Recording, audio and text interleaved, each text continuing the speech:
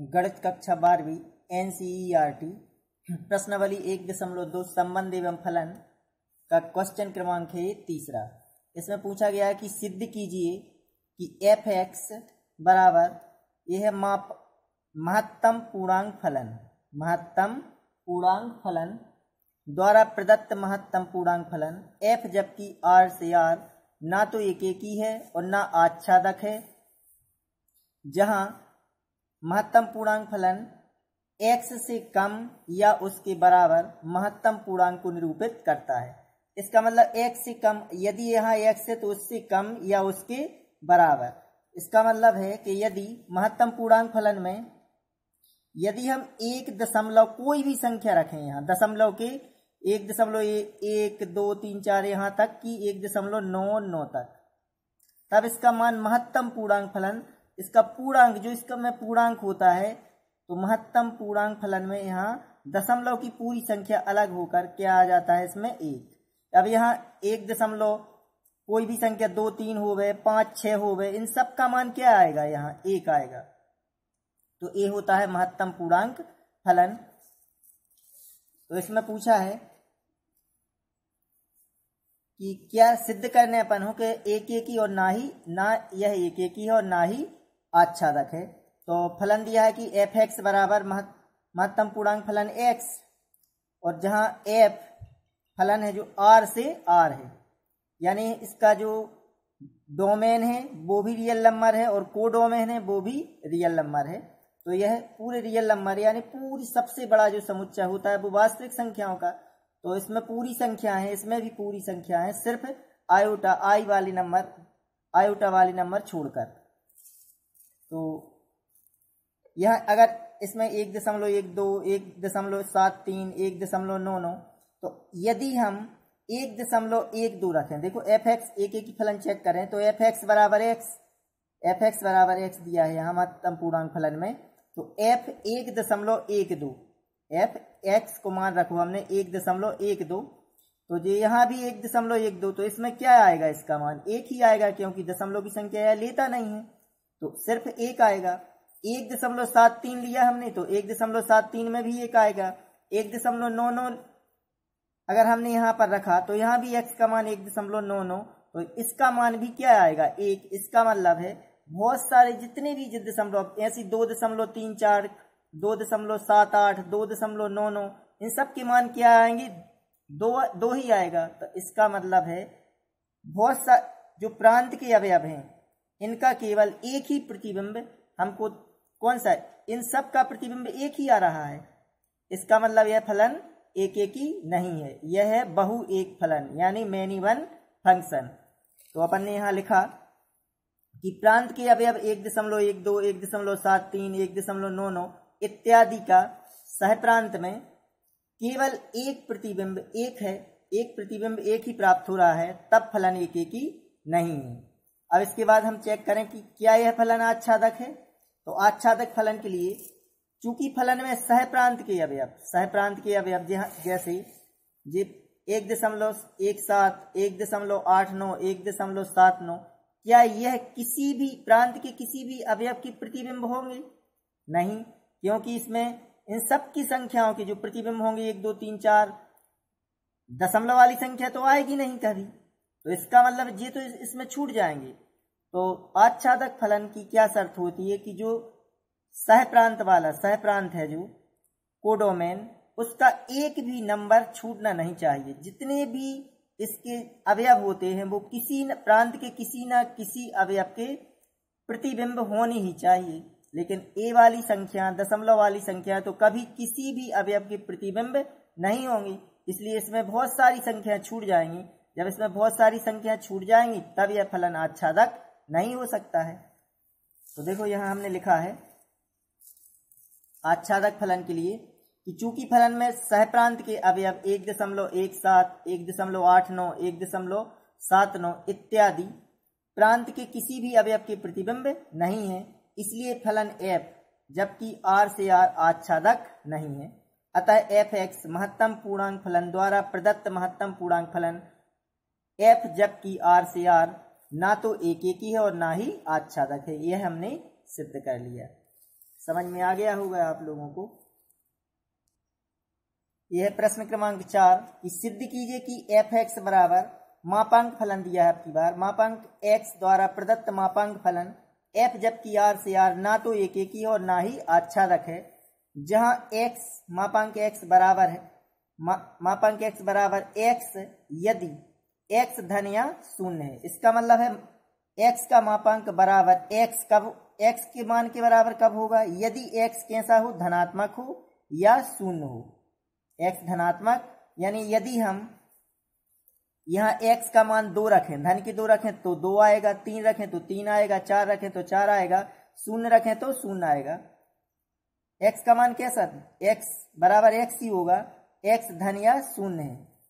और एक्स तथा एक्स के मापांक बराबर ऋण एक्स यदि एक्स ऋण है। इसका मतलब यदि ये माप एक्स का मान एक्स कब आएगा, जब एक्स बड़ा या बराबर होगा 0 के। ये शर्त है इसकी कि एक्स का मापांक एक्स का मान 2 मान आएंगे इसके, एक तो एक्स जब एक्स बड़ा या बराबर होगा 0 के, या मापांक एक्स बराबर ऋण एक्स, यह कब होगा, जब एक्स छोटा होगा 0 से, एक्स छोटा होगा 0 से। यहां लिखा है कि यदि एक्स ऋणात्मक है, ऋण का मतलब 0 से छोटा है, तो यदि अब देखो इनकी दोनों की मान धनात्मक क्यों आ जाते हैं, क्योंकि इसकी शर्त क्या है कि एक्स कब होगा जी, जब एक्स बड़ा या बराबर 0 होगा। इसका मतलब है अगर हम इस एक्स में यहाँ धन का 1 रखें, धन का 2, धन का 3, धन की 4, कोई भी धनात्मक संख्या रखें तो धन की ही प्राप्त होगी। जैसे हमने यहाँ धन की 2 रखी, तब हमको क्या प्राप्त होगा, 2 ही। अब इसका मतलब इसमें धन के आ गए। अब एक्स का मान अगर हम इसे ऋण की संख्या रखें तब भी हमें धन का प्राप्त होता है। इसका मतलब है यहाँ क्या लिखा है कि मापांक एक्स बराबर ऋण एक्स यदि एक्स ऋणात्मक है। इसका मतलब है कि यदि हम इसे कोई भी संख्या ऋण के 2 रखें, ऋण के 2, तो बराबर यहाँ क्या आएगा, देखो यदि एक्स के मापांक बराबर क्या आएगा, ऋण एक्स। देखो इसका मान कब होगा, यहाँ ऋण के एक्स बराबर ऋण एक्स कब, यदि एक्स का मान अब हमने ऋण के 2 रखा, तो देखो ये ऋण और एक्स का मान जे ऋण के 2, समझ में आ गया होगा। तो ऋण का क्या बन जाएगा, यह धन के 2। देखो इसमें भी धनात्मक और इसमें भी धनात्मक। जब एक्स का जो मान है एक्स बराबर ऋण एक्स कब लेंगे, जब एक्स का मान हम ऋणात्मक रखेंगे। जैसे हम एक्स का मान यहाँ ऋण की 2 रखें, तब हमको यहाँ ऋण एक्स यानी ऋण और ऋण की 2 रखनी पड़ेंगी, तो ऋण का क्या बन जाता है, धन। इसीलिए हम धन की संख्या रखें मापांक में तब भी धनात्मक और ऋण की रखें तब भी धनात्मक। यहाँ हम अगर हम ऋण की 5 रखें, यदि हम ऋण की 5 रख रहे हैं यहाँ, तो इसका मान देखो बराबर ऋण एक्स यदि एक्स ऋणात्मक है।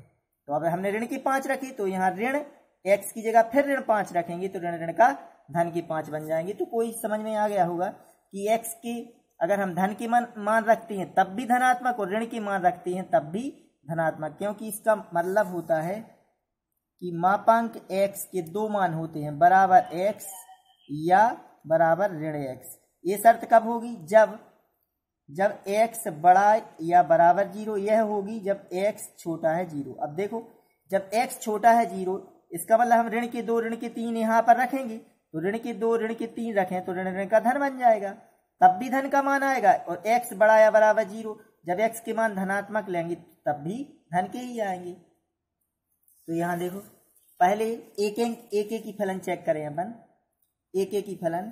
तो हमने यहाँ लिखा पहले जो रियल नंबर है, यह भी रियल नंबर का सेट है, यह भी रियल नंबर का। हम धन का 1 रखें, अगर धन का 1 रखें तब भी हमें एफ एक्स बराबर मापांक एक्स, तो एफ 1 रखा हमने, एक्स का मान धन का 1 रखा, तो यहाँ भी एक तब भी क्या आएगा, 1। अब हमने ऋण 1 रखा, ऋण 1 रखेंगे, यहाँ ऋण 1, तो ऋण का क्या बन जाएगा इसमें, धन, क्योंकि यहाँ ऋण और ऋण 1, तो ऋण का धन का 1 आएगा। इसका मतलब है हम धन को 1 रख रहे हैं तब भी 1, ऋण का 1 रख रहे हैं तब भी 1। तो यहाँ 2 अवयवों का केवल एक ही प्रतिबिंब हमको 1 प्राप्त हो रहा है। इसी प्रकार 2 का प्रतिबिंब भी 2 आएगा, ऋण 2 का प्रतिबिंब भी ऋण के धन के 2 आएगा। तो इसका मतलब है यह फलन एक एक ही नहीं है, क्योंकि दो अवयवों का केवल एक प्रतिबिंब प्राप्त हो रहा है। तो यह कौन सा फलन कहलाया? बहु एक फलन या मैनी वन फंक्शन, या वन वन फंक्शन नहीं है। तो हम यहाँ लिख देंगे कि प्रांत के अवयव एक कामा ऋण एक के सह प्रांत में केवल एक ही प्रतिबिंब एक है, इसलिए फलन एक एक ही नहीं है। एक एक ही कब होता है? जब प्रत्येक अवयव के एक हमें अलग एवं अद्वितीय प्रतिबिंब मिलता है। जैसे एक का एक है तो अब वो कोई भी मान में हमको एक प्राप्त नहीं होना चाहिए। ऋण एक का अलग होता, दो का अलग, तीन, प्रत्येक अवयव का एक अलग ही प्रतिबिंब होता जो दूसरे अवयवों का ना हो, तब इसलिए यह फलन एक एक ही नहीं है। अब आच्छादक फलन चेक करें कि सह प्रांत के, अब देखो यहाँ एक आया तो इसमें ऋण की एक बहुत सारी ऋणात्मक संख्या भी होंगी रियल नंबर में। जब वास्तविक संख्याओं में, तो वो तो किसी भी संख्याओं के प्रतिबिंब हो ही नहीं सकते, क्योंकि इसमें हम ऋण की रख रहे हैं तब भी धन आ रहा है, धन की रख रहे हैं तब भी धनात्मक आ रहे हैं। तो इसको मतलब इसकी जो ऋणात्मक संख्या वो तो छूट जाएंगी, वो किसी भी अवयव के प्रांत के किसी भी अवयव के प्रतिबिंब नहीं होंगे, तब इसमें बहुत सारी संख्या छूट जाएंगी। इसलिए यह आच्छादक फलन नहीं हो सकता, क्योंकि आच्छादक की शर्त है कि जो सह प्रांत होता है यानी कोडोमेन, उसका एक भी अवयव छूटना नहीं चाहिए, वो प्रांत के किसी न किसी अवयव का प्रतिबिंब होना चाहिए। लेकिन इसमें तो ऋणात्मक संख्या पूरी छूट जाएंगी। तो इसमें लिखना है आच्छादक फलन कि सह प्रांत के अवयव जो कि ऋणात्मक हैं, सह प्रांत के अवयव जो कि ऋणात्मक हैं, जैसे ऋण एक, ऋण दो, डैश डैश, प्रांत के किसी भी अवयव के प्रतिबिंब नहीं है, क्योंकि यहाँ परिसर यानी जो रेंज है वो सबसेट है काय का? सह प्रांत यानी कोडोमेन का, क्योंकि रेंज कम हो जाएगी और जो कोडोमेन है वो पूरा कोडोमेन यानी पूरा सेट है, पूरा रियल नंबर। तो आच्छादक फलन में जो रेंज होती है यानी परिसर होता है वो सह प्रांत के बराबर होता है, लेकिन यहाँ परिसर रेंज कम होगी और सह प्रांत बड़ा होगा, यानी परिसर छोटा होगा, जो रेंज होगी वो कम, और सह प्रांत यानी कोडोमेन बड़ा होगा। तो परिसर उपसमुच्चय है यहाँ सह प्रांत की, इसलिए फलन आच्छादक नहीं है, क्योंकि इसमें बहुत सारे अवयव छूट जाएंगे, इसलिए यह आच्छादक फलन नहीं है। अतः फलन ना तो एक एक ही है और ना ही आच्छादक है। यह प्रश्न क्रमांक 5 सिद्ध कीजिए कि f जबकि r से r एफ एक्स बराबर एक यदि x बड़ा है 0, एक यदि x बड़ा है 0। इसका मतलब हम अगर 0 से बड़ी संख्या लें 1 2 3 4 5 6 7 8 9, तब हमको इसमें क्या आएगा? 1। अगर x का मान 0 लें तो 0 आएगा। यदि x का मान x छोटा है 0 से, यानी ऋणात्मक संख्या कोई भी ले ले, ऋण के 1, ऋण के 2, ऋण के 3, ऋण के 4, ऋणात्मक पूरी संख्याओं का मान क्या आएगा? ऋण का 1। तो इसका मतलब है हमको रेंज क्या प्राप्त होगी इसमें? 1, 0 और ऋण 1, रेंज तो यही होगी इसमें। तो यह है सिग्नम फंक्शन, या इसे हम यहाँ चिन्ह फलन इसे चिन्ह फलन कहते हैं, या सिग्नम फंक्शन द्वारा प्रदत्त चिन्ह फलन ना तो एक एक ही है और ना आच्छादक, यह हमको सिद्ध करना है। तो यह रियल नंबर का सेट है, ये भी रियल नंबर का सेट है। तो रियल नंबर में तो पूरी संख्या सबसे बड़ा समुच्चय है। तो यहाँ देखें, यहाँ यदि हम x का मान 0 से बढ़ा लें, जैसे 1 2 3 कोई भी संख्या 4 5 6 7 कोई भी ले लें, यदि x बड़ा है 0 से तब क्या प्राप्त हो रहा है? 1। तब देखो 1 प्राप्त हो रहा है इसमें। और यदि हम 0 ले रहे हैं तो 0 ही प्राप्त हो रहा हो। अगर हम ऋण को 1, ऋण के 2, ऋण के 3, ऋण के 4, ऋण के 5 कोई भी संख्या लें तो क्या हो रहा है? ऋण का 1 प्राप्त हो रहा है, क्योंकि x छोटा है 0, तब हमको प्राप्त होगा ऋण 1। तो देखो ऋण 1, ऋण 2, ऋण 3, ऋण 4, इनका प्रतिबिंब क्या होगा? ऋण 1। 0 का प्रतिबिंब 0, प्लस की संख्या जो धन की 1 2 3 4 5 6 7 कोई भी संख्या, इन सब के प्रतिबिंब क्या होंगे? 1। तो इसका मतलब है रेंज कितनी हो जाएगी इसमें? ऋण 1, 0 और 1, ये रेंज है। तो पहले अपन एक एक ही चेक करें, तो क्या यह फलन एक एक ही है? क्योंकि ऋण 1, ऋण 2, ऋण 3, ऋण 4 इन ऋणात्मक संख्याओं का जो प्रतिबिंब है वो तो ऋण 1 है। बहुत सारी संख्याओं का प्रतिबिंब जब एक ही प्राप्त हो रहा है, इसका मतलब यह एक एक ही फलन नहीं है। 1 2 3 4 5 6 7 कोई भी जितनी भी धनात्मक संख्या उनका प्रतिबिंब क्या है? यहाँ 1। तो इसका मतलब एक एक ही फलन नहीं है, यह बहु एक फलन है। तो एक एक ही फलन हम यहाँ लिखा है हमने, कि प्रांत के अवयव 1, 2, 3 डैश डैश यानी जितनी भी धनात्मक संख्याएं का सहप्रांत यानी ये वाला सहप्रांत में केवल एक ही प्रतिबिंब एक प्राप्त हो रहा है। इस प्रकार भी लिख सकते थे ऋण 1 ऋण 2 ऋण 3 ऋणात्मक संख्याओं का प्रतिबिंब ऋण 1 प्राप्त हो रहा है, या ये लिख दिया हमने कि 1 2 3 डैश डैश का सह प्रांत में केवल एक ही प्रतिबिंब एक प्राप्त हो रहा है, इसलिए फलन एक एक ही नहीं है। आच्छादक चेक करें, आच्छादक फलन। अब ये बताओ, यहाँ तो पूरी संख्या छूट गई, जे वाली छूट रही 2 3 4 5 6, ये तो किसी भी अवयव के प्रतिबिंब नहीं है, प्रांत के किसी भी अवयव के प्रतिबिंब नहीं है। जब 2 3 4 5 6 ये तो कभी प्राप्त ही नहीं होना है, क्योंकि जितनी भी धनात्मक संख्या लेंगे उनका प्रतिबिंब तो एक है, और जितनी ऋणात्मक लेंगे उनका प्रतिबिंब ऋण 1 है, और 0 का प्रतिबिंब 0 है। तो यहाँ तो पूरी संख्या पूरा सिर्फ ऋण 1 0 और 1 के अलावा कोई भी जितने भी अवयव हैं ये पूरे छूट गए। ये तो किसी भी संख्या के प्रतिबिंब नहीं है, इसलिए यह फलन आच्छादक नहीं हो सकता है, क्योंकि कोई भी अवयव इसमें छूटना नहीं चाहिए। आच्छादक की यह शर्त होती है कि जो सहप्रांत होता है वो सहप्रांत के जितने भी अवयव होते हैं वो प्रांत के किसी न किसी अवयव के प्रतिबिंब होने ही चाहिए। यहाँ लिखा हमने कि आच्छादक फलन कि सहप्रांत के अवयव 2, 3 तथा ऋण 2 ऋण 3 ये ऋणात्मक संख्या पूरी प्रांत के किसी भी अवयव के प्रतिबिंब नहीं है, इसलिए फलन आच्छादक नहीं है। अतः फलन ना तो एक एक ही है और ना ही आच्छादक है, यह हमने सिद्ध कर लिया। यह है प्रश्न क्रमांक 6वां कि मान लीजिए a बराबर 1 2 3 और b बराबर 4 5 6 7 तथा f एक फंक्शन दा हुआ है अपनो फलन कि 1, 4 2, 5 3, 6 a से b तक एक फलन है, तो सिद्धि कीजिए f एक एक ही है। तो फलन एक एक ही कब होता है? जब प्रांत के प्रत्येक अवयव का सह प्रांत में एक अलग अलग और अद्वितीय प्रतिबिंब प्राप्त हो, तब फलन क्या होता है? एक एक ही। यानी एक है तो केवल इसका एक ही प्रतिबिंब मिलना चाहिए और वो किसी भी अवयव का प्रतिबिंब ना हो, किसी भी अवयव का प्रतिबिंब नहीं होना चाहिए। वो जैसे 1 का 4 है तो यह 4 अब ना 2 और 3 किसी का प्रतिबिंब ना हो, यानी प्रत्येक का अलग अलग प्रतिबिंब हो। तो देखो यहाँ समुच्चय a बराबर, यह समुच्चय b बराबर, यहाँ a to b एक फंक्शन है, तो 1 का प्रतिबिंब क्या है? 1 कनेक्ट है 4 से, 2 कनेक्ट है 5 से और 3 कनेक्ट है 6 से। ये हमने डायग्राम बना दिया।